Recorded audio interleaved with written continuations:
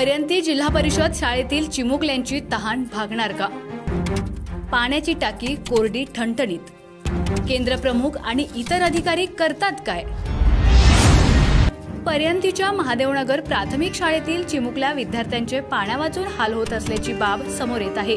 विशेष म्हणजे या शाळेच्या चक्क गुरुजींनीच पिण्याच्या पाण्याबाबत दुर्लक्ष केल्यानं संताप व्यक्त होतोय. दुर्गम भागातील पर्यंतीच्या महादेवनगरची वस्ती शाळा अडचणींच्या कचपणात रुतली आहे, तीही केवळ येथील नियुक्त शिक्षकामुळे. या शिक्षक महाशयांनी आपल्या जागी चक्क महिला सहाय्यक ठेवून शिक्षणाचे 3 देरा वाजवलेत. शिक्षणाशिवाय या शाळेत अनेक गैरसोयी सुद्धा आहेत.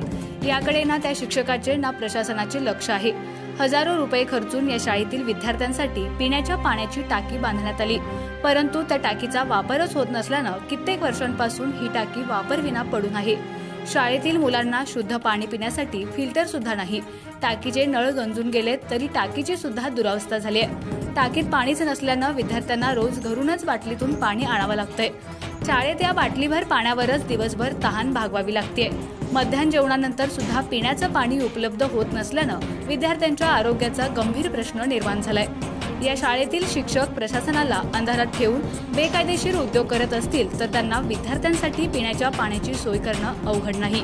परंतु शाळा आणि विद्यार्थ्यांप्रती काळजी नसलेल्या या शिक्षकांमुळे विद्यार्थ्यांचा जीव धोक्यात आलाय.